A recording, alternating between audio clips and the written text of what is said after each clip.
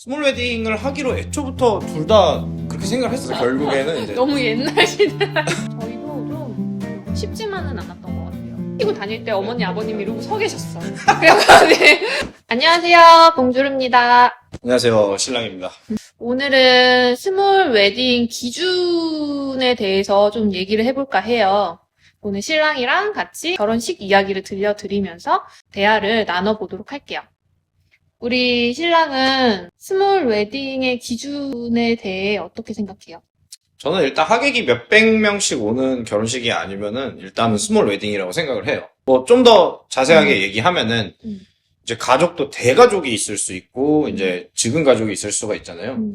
아마 진짜 중요한 친지분들만 모신다고 해도 친지분들이 워낙 많으시면은 일단은 한 50명? 60명도 되는 경우도 있는 걸로 제가 알고 있거든요. 정말 많은 대가족의 경우에는. 뭐. 가족만. 근데 이제 그게 아니고 일반적인 뭐 형제, 남매, 자매 이런 경우에는 정말 중요한 가족분들만 모신다고 했을 때는 한 30명, 40명 정도 되지 않을까 이렇게 생각을 해요. 네. 근데 저희 같은 경우는 정말 초 스몰 웨딩을 한 것 같아서 어떤 식으로 저희는 기준을 잡고 결혼식을 준비를 했는지, 비용은 어느 정도가 들었는지, 그리고 저희 이제 부모님, 어른들의 반응은 어땠는지, 스드메라고 스튜디오, 드레스, 메이크업 이런 거는 어떻게 진행을 했으면 플래너분은 어떻게 끼고 했는지 아니면 우리끼리 했는지 이런 부분에 대해서 조금 정리를 한번 해드려 보면 좋을 것 같아요. 우리는 처음에 스몰 웨딩을 하겠다고 결정을 우리는 어떻게 했지? 스몰 웨딩을 하기로 애초부터 둘 다 그렇게 생각을 했었죠. 사람을 많이 부르지 말자, 우리 결혼식에는. 많이 모시지 말자, 그런 생각을 하고 애초부터 계획을 했죠. 결혼식이라는 것 자체에 큰 의미를 두진 않았던 것 같아요. 그리고 오히려 사진이나 제가 입는 드레스나 이런 거는 제대로 했으면 좋겠다 이렇게 얘기를 했었고, 그 대신에 이제 결혼식은 어른들 위주로, 가족분들 위주로 초대를 해서 이제 식을 올렸으면 좋겠다. 이렇게 우리가 처음에 이제 얘기를 시작을 했던 것 같아요. 그렇죠. 뭐 추리자면은 이제 추억이 되고 평생 가는 이제 이슈가 있는 이제 뭐 사진, 드레스, 이런 기억에 아주 오래도록 남을 것들은 이제 좀 비용을 들여서 하고 이제 그 외에 식 자체는 크게 의미를 두지 말고 이제 집안 어른들 모셔가지고 인사를 드리는 식으로 하자라고 정리를 했었죠, 저희가. 자, 그렇다면은 이 스몰 웨딩이 요즘에 코로나 때문에 반강제적으로 스몰 웨딩이 진행해야 되는 부분이 많은데 이거에 대해서 이제 주의해야 될 점이 저희가 막상 해보니까 굉장히 많더라고요. 100을 만족시킬 순 없지만 어른들이 그래도 괜찮네 라고 생각하실 수 있는 그 몇 가지 조건들을 파악하셔가지고 준비를 하시기를 추천을 드려요. 이제 제일 큰 점은 이제 예식이기 때문에 예의를 잘 갖춰야 된다는 점. 그리고 저희가 신경 써야 될 부분이 일반 예식장에서 할 때보다 정말 절차도 많고 의전에 대해서 신경을 많이 써야 된다. 어른들은 그런 거 많이 보신다. 그것도 굉장히 중요했고요. 퀄리티가 있어야 되잖아요. 퀄리티.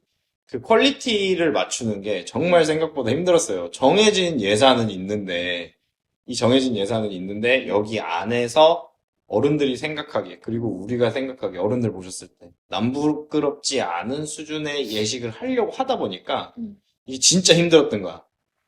맞추기도 힘들고 예산도 막 자꾸 생각했던 것보다 오바 펑펑펑펑 오버나고 진짜 힘들었죠. 그래서 처음으로 이제 한 게 언니 결혼을 맡아서 진행을 해주셨던 플래너 분을 소개를 받아서 상담을 시작을 했어요.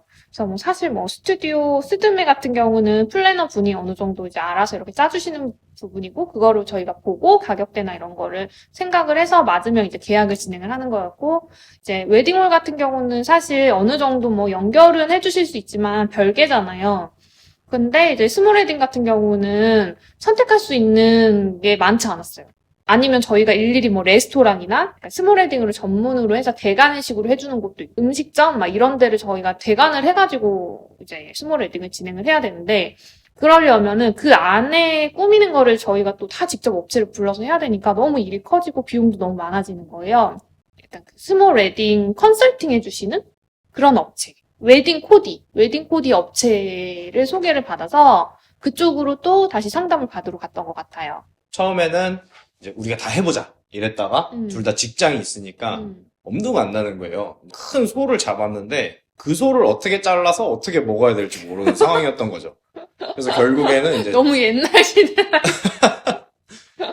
그 웨딩 코디 업체를 찾아가서 상담을 받았는데 어떤 식으로 진행이 되냐면 거기서 가지고 있는 섭외하고 있는 뭐 레스토랑이든 식당이든 그런 우리가 결혼식을 진행을 할 수 있는 장소 그렇죠. 리스트를 가지고 계시죠. 리스트를 가지고 계세요.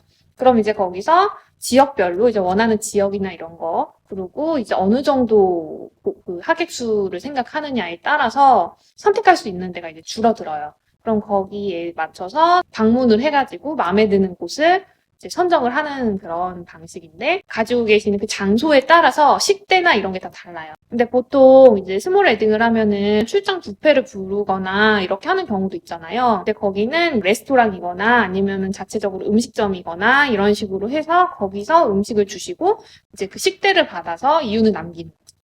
그리고 웨딩 코디를 해주시는 분은 이제 꽃 장식 업체나 이제 테이블 세팅이나 그리고 뭐 빔 프로젝트나 이런 것들 있잖아요. 결혼식을 하면서 필요한, 그 행사를 진행하는 데 있어서 필요한 부분들을 또 이제 업체랑 다 연결을 해서 저희에게 비용을 한 번에 받고 계약을 해서 진행을 해주시는 그런 시스템으로 되어 있더라고요. 저희도 좀 쉽지만은 않았던 것 같아요. 저희가 딱 그 기준이 친구들이나 직장 동료는 일단 제외를 하고 저희 어른들만, 가족분들 위주로 해서 하객을 정하자 그랬는데 이제 이게 되게 어려운 게 가족분들도 어디까지 모셔야 되는지가 되게 애매하더라고요. 친척분들이라도 어디까지 모셔야 되는지가 되게 애매한 거예요. 근데 이게 또 잘못하면은 어른들한테 또 서운할 수 있는 부분이 생기기 때문에 정말 조심스럽고 너무너무 어려운 그런 과정이었던 것 같아요. 되게 쉽지만은 않더라고요. 아, 잘 안 되죠. 진짜 안 됐죠. 잘. 어땠어? 난감했죠. 저 같은 경우에는 이미 와이프랑 합의는 다 끝난 상황이고 저희 주머니 사정도 딱 그 이상은 안 되는 거예요. 네. 왜냐면은 이제 일반 예식처럼 하객분들 많이 오시고 축의금도 많이 주시고 그다음에 그걸로 저희가 식장비를 대관비를 이제 가름을 하고 그다음에 식사비를 뭐 지출을 할 수 있었던 상황이 아니고 저희 조금만 모시려고 하다 보니까 저희가 가진 예산에서 이제 식대를 웬만하면 충당을 해야 되는 상황이었어요. 그렇다 보니까 내가 친척이 이렇게 많네? 나 그때 깜짝 놀랐어. 내가 안 부르면 섭섭해할 뿐이. 우리가 그걸 생각을 못했어. 만약 이모님들이 계시잖아. 그 이모님들의 자녀분들과 그 가족분들이 계실 그치, 거 아니야. 그치. 그걸 생각을 못한 거야. 이제 이모들한테 전화를 드려가지고 이모만 오셔라. 뭐 그치, 그게 되게 애매한 거지. 얘 동생은 죄송하지만 안 되겠다. 일단 이 거절을 하는 것 자체가 이모들이 엄청 서운해하시는 거야. 맞아, 그랬어요, 진짜. 네. 왜 너 결혼식인데 왜 너 동생, 너 형 왜 가면 안 되냐. 진짜 난감했어요. 정말 난감했어요. 그리고 저희 같은 경우는 딱 그게 있었어요. 저희의 생각대로 딱 정해놓은 그런 결혼식이었어서 축의금은 받지 않겠다. 그래서 아예 뭐 그런 게 없었고요. 그냥 레스토랑 하나를 대관을 해가지고 거기를 우리에 맞춰서 예쁘게 꾸며놓은 거예요. 꽃장식도 하고 이제 조금 이렇게 걸어갈 수 있는 길도 만들고 양쪽에 테이블을 놓고 거기서 코스 요리를 좀 제대로 이렇게 즐기면서 식을 이렇게 진행할 수 있게끔 그러다 보니까 축의금 같은 거는 안 받았단 말이에요. 그러니까 저희 예산 안에 많은 분들을 모시기보다는 딱 모시고 싶은 분들을 모셔서 제대로 된 식사를 대접을 하자. 거기서 인사를 드리자 이렇게 정해놨었던 그런 결혼식이었고요.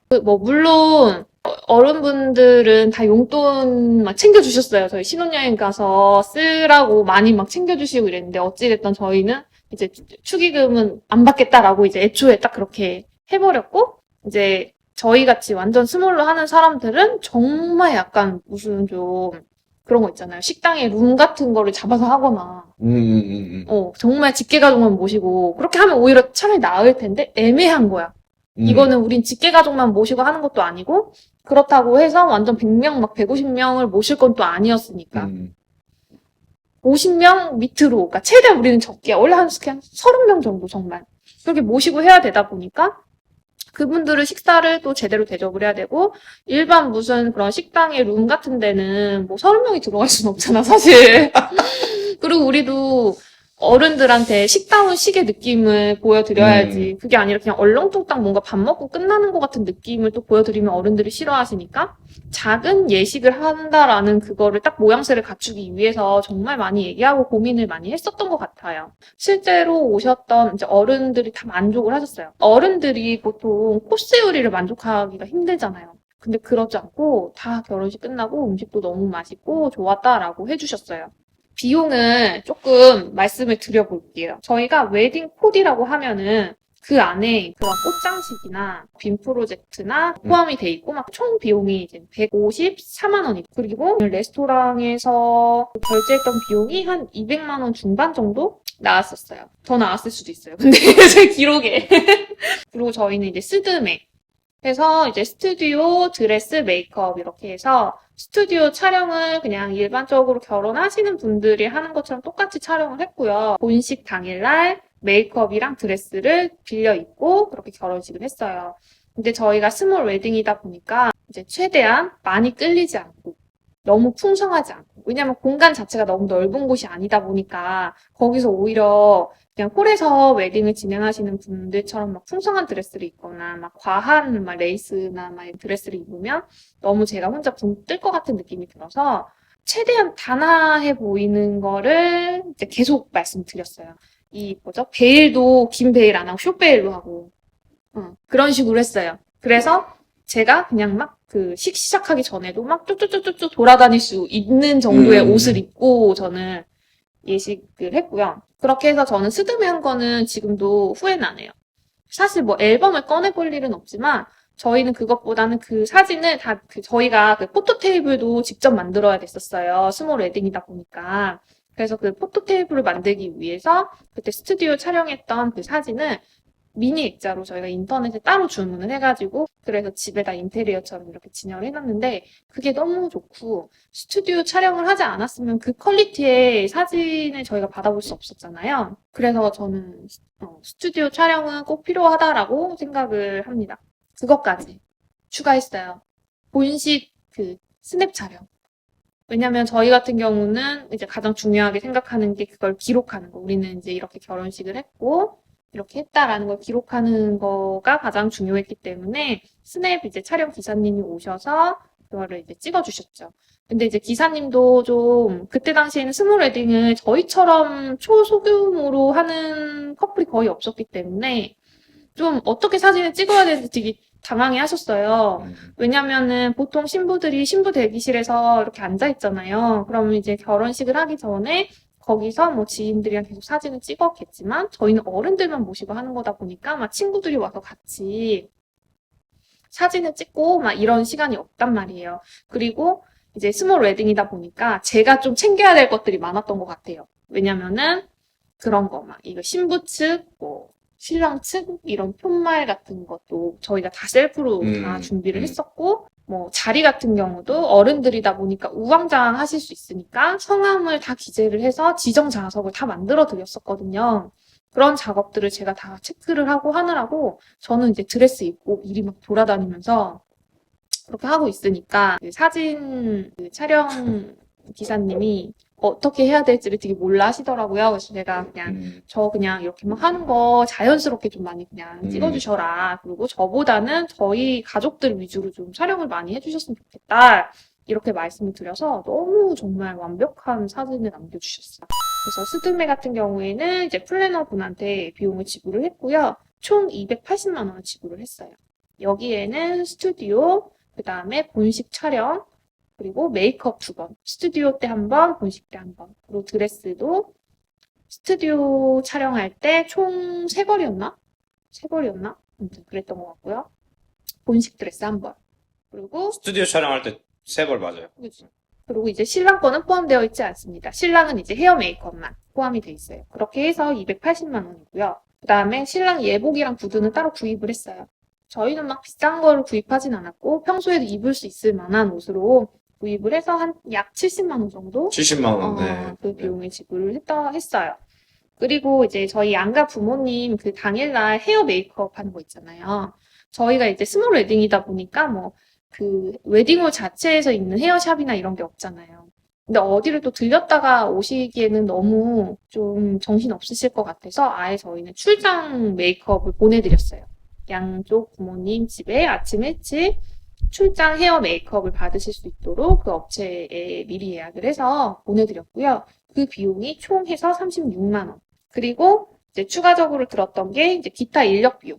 그래서 약 70만 원 정도 들어갔어요. 그리고 저희가 순수 결혼식을 하는 데 있어서 결혼식을 하기 위해 준비한 그 과정에서 들었던 비용은 총 한 850만 원. 많이 썼네요. 많이 썼네요. 그냥 저희가 그냥 다 지불한 비용이 850만 원 정도. 저희 같은 경우는 결혼을 할 때 뭐 이건 네가 해, 이건 내가 해 막 이러진 않았고요. 일단 신랑이 원래 기존에 살고 있었던 집이 자가예요. 그래서 이제 자가에 우리가 들어가서 살기로 하고 이제 제가 이제 현금화 시킬 수 있는 것들을 현금화 시켰더니 우리가 이제 같이 모아서 한 5천만 원 좀 안 되게 만들어졌던 것 같아요. 그래서 그 5천만 원 안에서 결혼식 하고요. 살고 있었던 집이 이제 아무래도 좀 오래된 빌라였어요. 그러다 보니까 인테리어 같은 게 좀 필요해서 인테리어 비용에 좀 지출을 했고요. 이제 신혼여행에 대해서 굉장히 중요하게 생각을 했어요. 저희가 미국으로 신혼여행을 다녀왔거든요. 여기 영상 띄워주는 거 아니에요? 신혼여행의 비용이 조금 더 많이 들었어요. 그다음 뭐 가구나 가전 채워넣는 그렇게 비용. 그런 식으로 비용이 들어갔던 것 같아요. 여기서 한 가지 저희가 팁을 드리자면은 저희는 그 꽃장식 했던 거 있죠. 호텔이나 웨딩홀에서도 많이 그렇게 해주는데 스몰 웨딩 할 때도 그 장식했던 꽃을 이쁘게 포장을 해가지고 어른분들께 나눠드렸어요. 근데 저희는 이제 친구가 없고 어른들만 있다 보니까 더 좋아하시더라고요. 좋아하셨죠. 엄청 좋아하셨죠. 이모님들이랑 어머님들은 꽃을 정말 좋아하시는데 그거를 이렇게 주잖아요. 그러니까 정말 좋아하셨어요. 그래서 그런 이벤트는 나중에 스몰 웨딩 하시는 분들은 기억하셨다가 그렇게 이벤트를 진행을 해보시는 것도 굉장히 좋을 것 같아요. 또 스몰 웨딩 하면 신부님들이 절대 그 신부 대기실에서 이러고 못 앉아있어요. 다 이제 가서 막 체크하고 돌아다녀야 되는데 저는 그때 어머니 아버님이 일찍 오신 거야. 그래서 내가 이렇게 막 챙기고 다닐 때 어머니 아버님이 이러고 서 계셨어. 그래갖고 되게 좀 뭔가 좀 난감하고 부끄럽기도 하고 했는데 그때 드레스를 길지 않은 거라서 다행이야. 천만다행이다. 꿀팁일 수 있겠네. 근데 확실한 거는 정말 기억에 많이 남아요. 그러니까 만족스러운 결혼식이었어요. 그냥 막 정신없이 그냥 후다닥 막 끝난 그런 결혼식이 아니라 정말 의미 있었고 기억에 계속 남는 그런 결혼식이었어서 저는 다시 결혼식을 한다고 해도 그렇게 좀 스몰 웨딩을 선택을 할 것 같아요. 맞아요. 네. 저도 기억에 굉장히 많이 남는 결혼식이었고요. 이번에 코로나 시국 때문에 강제 스몰 웨딩 하시는 분들 되게 많잖아요. 네. 그런 분들도 오히려 좀 마음 아파하시기보다는 좀 더 좋은 기회라고 생각해 보시는 것도 긍정적으로 생각해 보시는 것도 굉장히 나쁘지 않을 것 같아요. 저도 작게 웨딩을 하면서 저희한테 소중한 분들한테 좋은 대접을 해드린다는 거에 대해서 의의를 많이 가졌고 거기에 대해서 의미가 굉장히 깊기 때문에 저도 생각이 많이 나요. 자, 그러면은 오늘 영상은 여기까지 해서 마무리할게요. 오늘 준비한 영상 마음에 드셨으면은 좋아요? 구독 꼭 눌러주세요. 추가로 저희 오늘 영상에서 상세하게 좀 더 궁금하시다. 예를 들어서 어느 음식점에서 하셨냐, 어떤 업체를 어떤 업체를 이용하셨냐, 아주 디테일이 궁금하시면은 댓글 달아주시면은 저희가 댓글에 답변도 드리고요. 네. 만약에 질문이 조금 많다, 몇 분이나 달아주실지 모르겠지만 그러면은 아마 저희가 좀 후속편을 좀 만들어 보겠습니다. 저희가 댓글 달아주시면은 저희가 알고 있는 정보에 대해서는 정말 성심성의껏 답변 달아드릴 거니까 궁금하신 거 있으시면은 아래 댓글창에 댓글 많이 달아주세요. 감사합니다. 감사합니다.